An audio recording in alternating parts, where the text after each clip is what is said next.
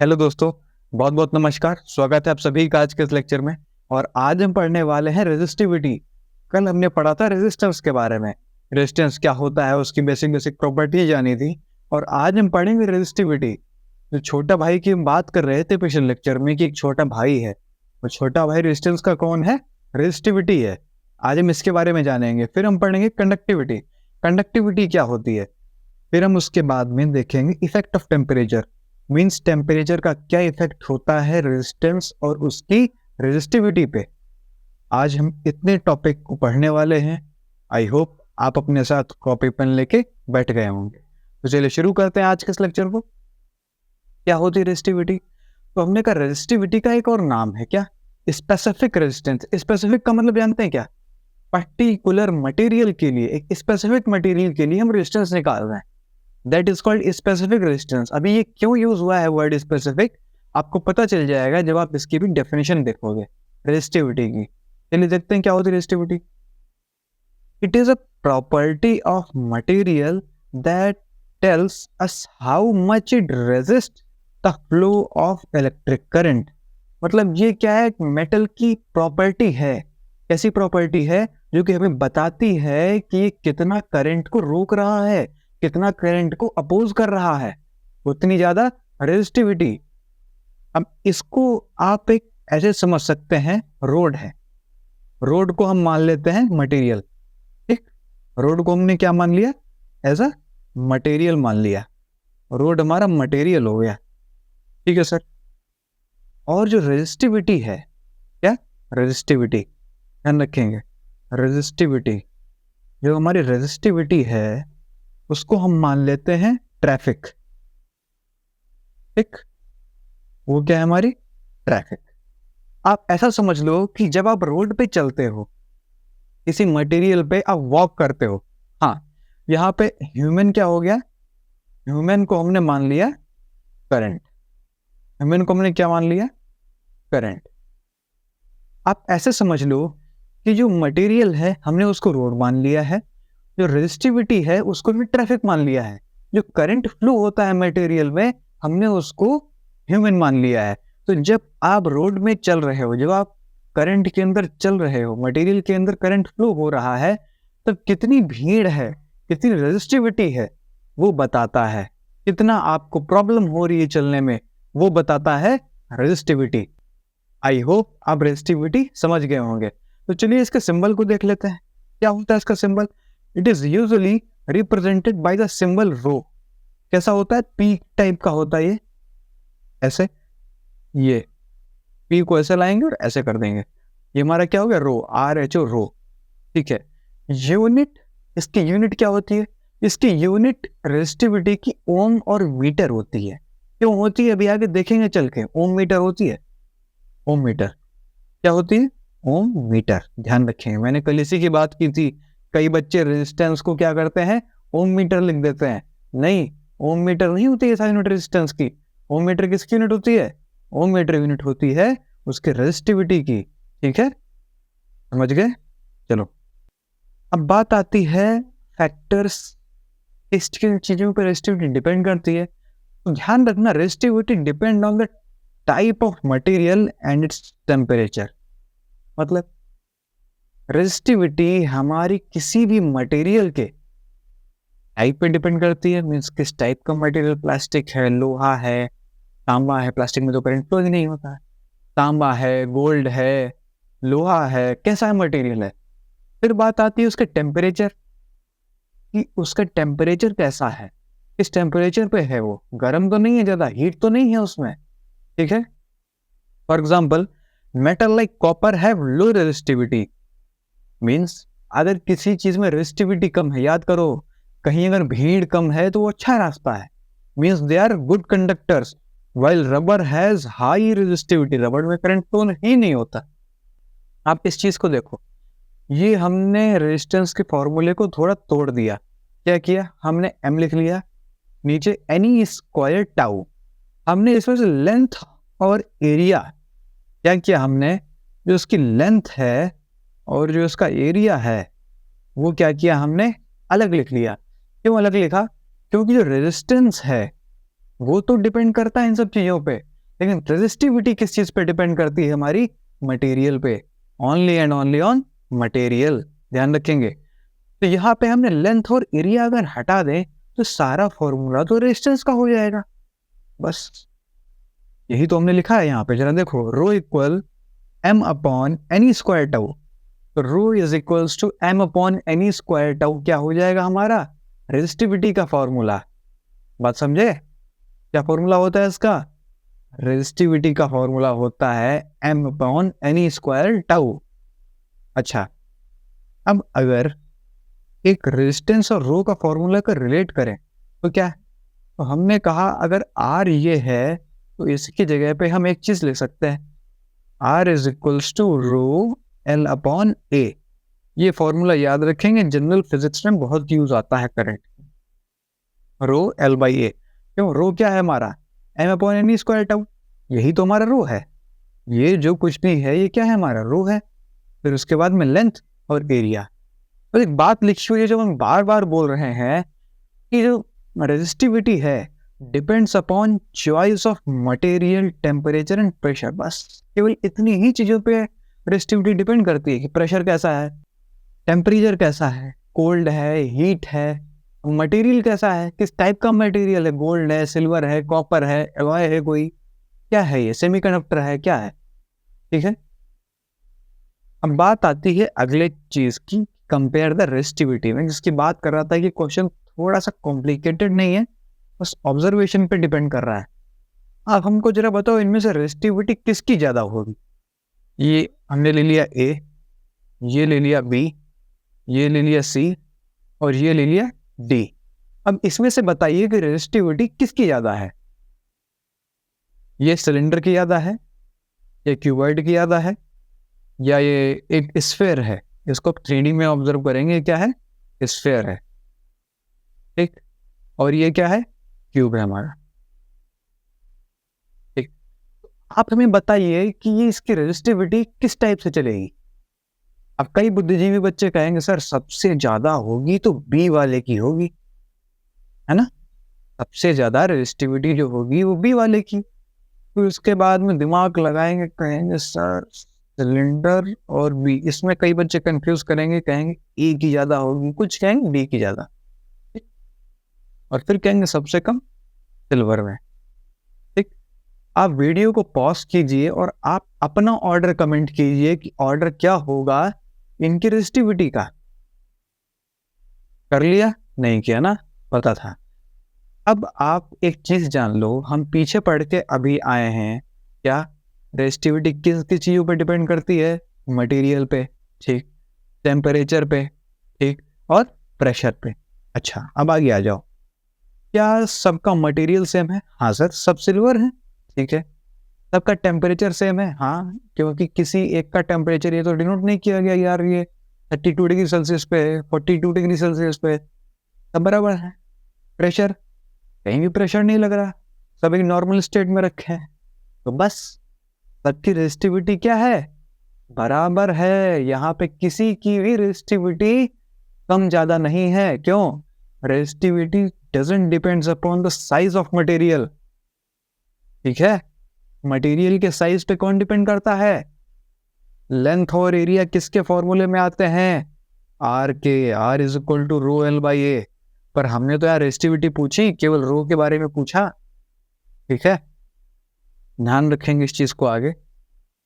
बात आती है कंडक्टिविटी की। क्या होती है कंडक्टिविटी? किस बला का नाम है कंडक्टिविटी?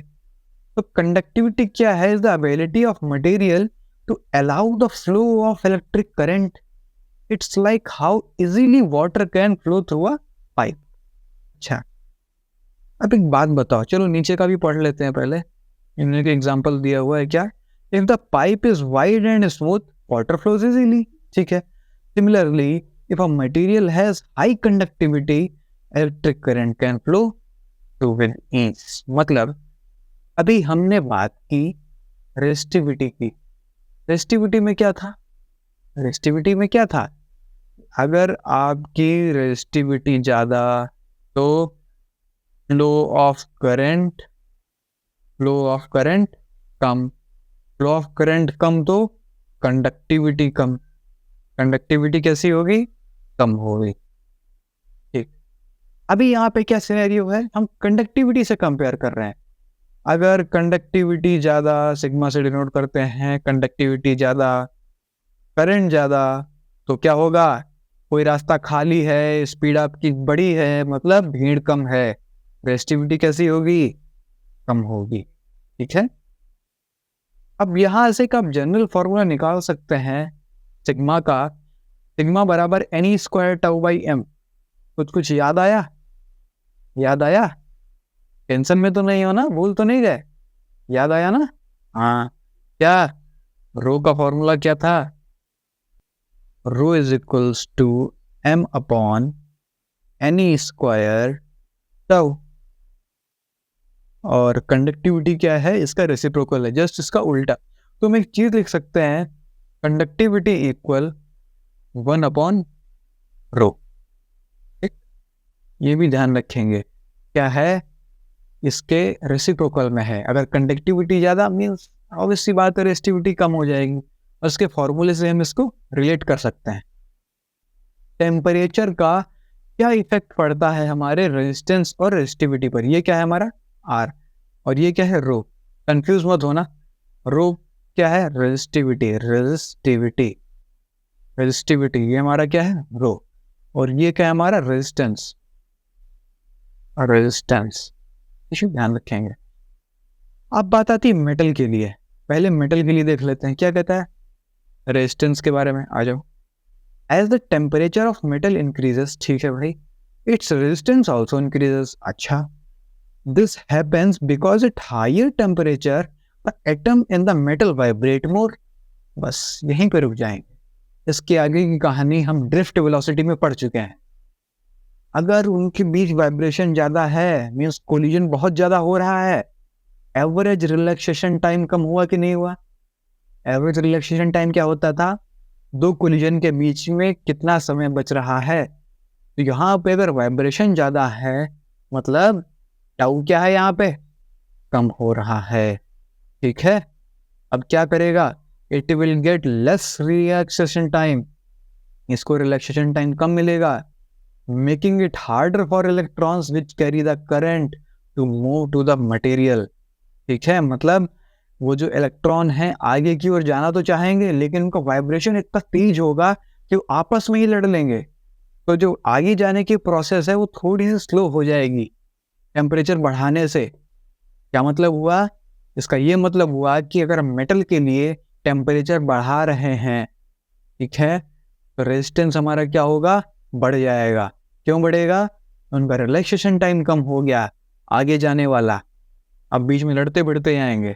ऐसे समझ लो एक रोड वाला वही सीन, ज़्यादा जाम लगी है, ज़्यादा ब्रेक मारनी पड़ रही है, देर में पहुंचेंगे। अब बात आती है रेजिस्टिविटी की, since resistivity is directly related to resistance, it is also increases with temperature in metal. अच्छा, अब R equal to rho L by a, यहां से देख सकते हो कि रेजिस्टिविटी और रेजिस्टेंस दोनों डायरेक्टली प्रोपोर्शनल हैं एक दूसरे के। तो सिंपल सी बात है, रेजिस्टिविटी भी क्या होगी, क्या होगी, इंक्रीज करेगी, रेजिस्टेंस बढ़ेगा, रेजिस्टिविटी बढ़ेगी, किसमें, मेटल में। अब बात आती है अगले, क्या, सेमीकंडक्टर्स। सेमीकंडक्टर्स हम क्लास 12 के लास्ट में पढ़ते हैं, बट एक बेसिक सा इंट्रो, इसका फॉर्मूला हमने इसलिए यहाँ पे नहीं दिया है क्योंकि ताकि आप कंफ्यूज ना हो। हम जब एंड में सेमीकंडक्टर्स खत्म कर रहे होंगे तो विद फॉर्मूले इसको अच्छे से देखेंगे, यहाँ पे फॉर्मूले का कोई यूज है नहीं आपके उसमें। ठीक है, तो थ्योरेटिकल हम इसको समझ लेते हैं कि क्या है। आ जाओ, resistance for semiconductors like silicon and germanium the resistance decreases. अच्छा, अब इनका रेजिस्टेंस कैसा हुआ, कम हो गया टेम्परेचर बढ़ाने पे। क्यों कम हुआ, एज द टेम्परेचर इंक्रीजेस, जैसे टेम्परेचर बढ़ता है, this is because more electron gain enough energy to move freely and conduct electricity. अब आपको पता है कि करंट कौन कैरी करता है, फ्री इलेक्ट्रॉन्स जो भी मेटल में होते हैं। अब सेमीकंडक्टर में तो फ्री इलेक्ट्रॉन्स थे नहीं, है ना, सेमीकंडक्टर्स में फ्री इलेक्ट्रॉन्स बहुत ही कम होते हैं। अब क्या हुआ, जब हमने हीट किया तो जो इलेक्ट्रॉन बंधे हुए थे हीट पाने पे क्या हो गए, उनके बॉन्ड टूट गए। जब बॉन्ड टूट गए तो वो आजाद हो गए। बोला जैसे जंजीर नहीं होती है कैदी की, टूटता ही फरार, बोलते नहीं बिल्लू तुम्हारी जेल से फरार, तो ये बिल्लू जो था ये तुम्हारी जेल से फरार हो गया। ठीक है, इलेक्ट्रॉन जो है हीट पाते ही फरार। आई होप अब क्लियर हो गया होगा कि सेमीकंडक्टर्स में रेजिस्टेंस क्यों कम होता है। बात आती है रेजिस्टिविटी की। सिंपल सी बात है कि रेजिस्टिविटी भी कम होती है, क्यों? टेम्परेचर बढ़ता है, इलेक्ट्रॉन निकलते हैं, एज मोर चार्ज कैरियर्स, ज्यादा चार्ज आना चाहिए इलेक्ट्रॉन्स और होल्स के बीच में, और वो क्या करते हैं, करंट कंडक्ट करवाते हैं। आई होप आपको ये समझ आ गया होगा कि सेमीकंडक्टर्स में क्या होता है। Thank you. उससे पहले आज थोड़ा समराइज कर लेते हैं क्योंकि थोड़ी सी कंफ्यूजन रही होगी। रेजिस्टिविटी पढ़ा, क्या होता है रेजिस्टिविटी, उसके पहले हम रेजिस्टेंस पढ़ लेते हैं। कल हमने कुछ कुछ पढ़ाया था, आपको रिवीजन करा देते हैं। क्या पढ़ा था रेजिस्टेंस के बारे में? रेजिस्टेंस क्या होता है कि हम पोटेंशियल डिफरेंस किसी भी सर्किट के अक्रॉस में और करंट के रिस्पेक्ट में जो रेशियो निकलता है उसको हम क्या कहते हैं, रेजिस्टेंस। ठीक है, यहां से अब फिर उसके बाद हमने उसकी यूनिट पढ़ी, क्या होती, वोल्ट पर एम्पियर या ओम। अब V is equals to I R, कई बच्चे डायरेक्ट ओम्स लॉ से रिलेट करते हैं, गलत बात है। ये ओम्स लॉ से डायरेक्ट रिलेट मत कीजिए, अभी आप आगे पढ़ेंगे। Resistance in terms of tau N N, अभी जो हमने ml upon N square tau पर क्लास 12th के लिए एक डेरिवेशन टाइप की है जो कि कई बार आ जाती है बोर्ड्स में, तो वो आप इसको गो थ्रू कर लेंगे एक बार में। फिर हमने देखा कि रेजिस्टेंस किन फैक्टर पे डिपेंड करता है। अब अच्छा एक बात बताइए, जो फैक्टर रेजिस्टिविटी पे डिपेंड करते हैं क्या वो रेजिस्टेंस पे डिपेंड करेंगे कि नहीं करेंगे? बताओ जरा। ऑब्वियस सी बात है करेंगे, क्यों करेंगे? R इक्वल क्या होता है, रो L अपॉन ए। तो यहाँ पर रेजिस्टेंस के फॉर्मूले में देखकर रो पूरा इंक्लूड है, जितना फॉर्मूला रो का है वो पूरा इंक्लूडेड है, मतलब जितना भी रो डिपेंड कर रहा है वो सारा का सारा रेजिस्टेंस ऑटोमेटिकली डिपेंड कर रहा है। ठीक है, फैक्टर्स देखेंगे, फिर फैक्टर्स के बाद में हमने क्या जाना, फिर रेजिस्टिविटी। अब रेजिस्टिविटी में हमने क्या देखा कि कैसे साइज को इंडिपेंडेंट करके हम करंट का पता लगाते हैं कि करंट मटेरियल पे कैसे डिपेंड करता है। वो हम कैसे जानते हैं, रेजिस्टिविटी से, कितना टेम्परेचर है। फिर स्पेसिफिक रेजिस्टेंस का फॉर्मूला देखा, मींस रेजिस्टिविटी का फॉर्मूला देखा। उसके बाद में हमने कुछ कुछ कंपेयर किया, इसमें कई बच्चे कंफ्यूज भी हुए, बट एक्चुअल आंसर क्या था मैं लिख देता हूं यहाँ पे, ये गलत है। ये क्या है, A equal B equal C equal D। ठीक है, सब बराबर हैं। लेकिन रेजिस्टेंस की अगर बात आ जाए, यहाँ पे इनकी रेजिस्टेंस की बात आ जाए तो अलग होगा। क्यों? यहाँ पे लेंथ और एरिया पर रेजिस्टेंस डिपेंड करता है, इसीलिए इनका रेजिस्टेंस तो डिफरेंट होगा, लेकिन रेजिस्टिविटी की बात आएगी तो सेम होगी। ठीक है, चलो आगे बढ़ते हैं। फिर हमने क्या देखा, conductivity. Conductivity just opposite of resistivity. ठीक, फिर हमने टेम्परेचर देखा कि कैसे टेम्परेचर डिपेंड करता है सेमीकंडक्टर में मेटल पे। एलॉय क्यों नहीं लिया? कई बच्चे भी कमेंट करेंगे सर तीसरा भी तो लो, 3 नंबर कौन सा, एलॉय। एलॉय क्या है, आपकी तरह बहुत बेशरम आदमी है। क्यों? उसको टेम्परेचर बढ़ाने पे कोई फर्क ही नहीं पड़ता, उसके एन पे कोई फर्क ही नहीं पड़ रहा, टेम्परेचर बढ़ाने पे कोई फर्क नहीं पड़ता। एन क्या है, फ्री इलेक्ट्रॉन। ठीक है, फ्री इलेक्ट्रॉन डेंसिटी, उसके एन पे कोई फर्क ही नहीं पड़ रहा है एलॉय पे। बहुत बेशरम आदमी है, तो हम चाहे जितना टेम्परेचर घटा दो चाहे इतना बढ़ा दो, उस पर कोई फर्क नहीं पड़ने वाला, इसीलिए एलॉय पे ज़्यादा टेम्परेचर का इफेक्ट नहीं पड़ता है। ठीक है, आई होप आज का लेक्चर आपको बहुत अच्छा लगा होगा। कुछ टाइम लग रहा है क्योंकि आप लोगों के लिए एक छोटा सा पेज बन रहा है जिसपे आप लोग क्या करेंगे, अपनी डेली की डीपीपी डाउनलोड कर लिया करेंगे, और उसके साथ ही साथ इस लेक्चर का पीडीएफ, हालांकि अभी भी हम डिस्क्रिप्शन में डाल देते हैं, लेकिन एक पर्टिकुलर पेज बनना है जिसमें आप लेक्चर की पीडीएफ भी डाउनलोड कर सकते हैं। और एक अमेजिंग चीज़, क्विज, ये हम इंट्रोड्यूस करने वाले हैं, जिसमें क्या होगा, आपको पर्टिकुलर एक फीलिंग आएगी कि आप क्या कर रहे हो पेपर में। ठीक है, 4 नंबर मिलेंगे सही करने के, 1 कटेगा आपका गलत का, 0 मिलेंगे स्किप के। आई होप आप अच्छा कर रहे होंगे। ट्राई करते रहें। All the very best.